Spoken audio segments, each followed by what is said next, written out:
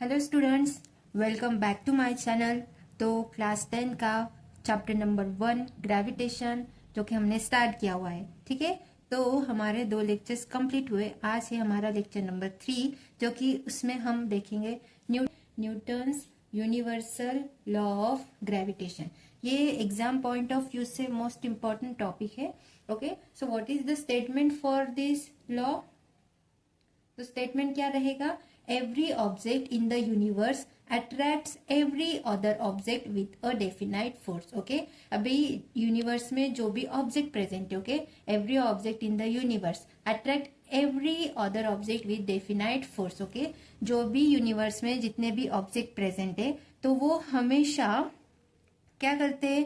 Attract करते हैं दूसरे ऑब्जेक्ट को एक पर्टिकुलर फोर्स से, ओके, विद डेफिनाइट फोर्स। और वो फोर्स मेरे पास कौन सा फोर्स है? Gravitational force. Okay, this force is directly proportional to the product of masses of the two object and is inversely proportional to the square of distance between them. Okay, ये जो Newton universal law of gravitation है तो उसका statement क्या है? Every object in the universe attract every other object with a definite force.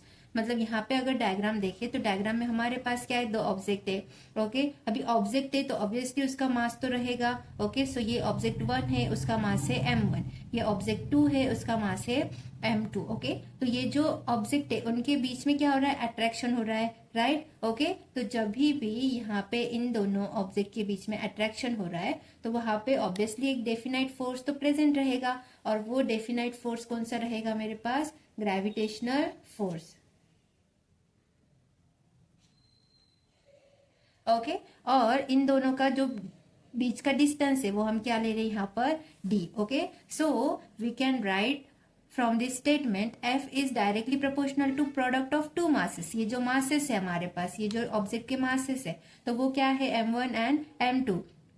तो ये दोनों मासेस की हम क्या ले रहे हैं? वहां पे प्रोडक्ट ले रहे हैं। Okay, so we can write f is directly proportional to product of 2 masses and inversely proportional to square of the distance between them. मतलब ये जो दोनों ऑब्जेक्ट है उनके बीच में जो डिस्टेंस है तो उसका हम क्या ले रहे हैं? स्क्वायर ले रहे हैं। ओके, तो अभी यहाँ पर हम क्या बात याद रखेंगे? अगर यहाँ पे ये जो m1 और m2 है तो ये फोर्स उसको कैसा है? डायरेक्टली प्रोपोर्शनल है।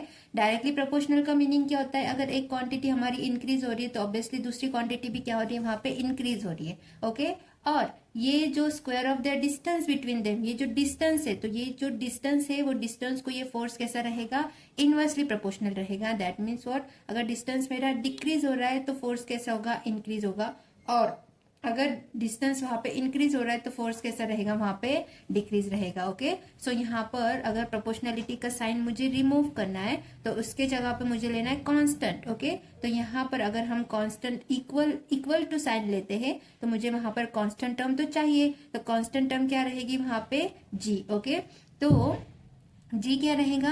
g is the constant of proportionality and it is called universal gravitational constant. Okay, और हम क्या देख रहे थे आज? Newton's universal law of gravitation. Okay, जो कि g मेरा रहेगा वहां पर 6.674 into 10⁻⁻11 newton per metre square kg square. Okay, so all about Newton's universal law of gravitation. Okay, so आज के लिए इतना ही। नेक्स्ट वीडियो में हम चैप्टर कंटिन्यू करेंगे। Okay, so like share subscribe to my channel. Okay, see you in next video. Bye bye.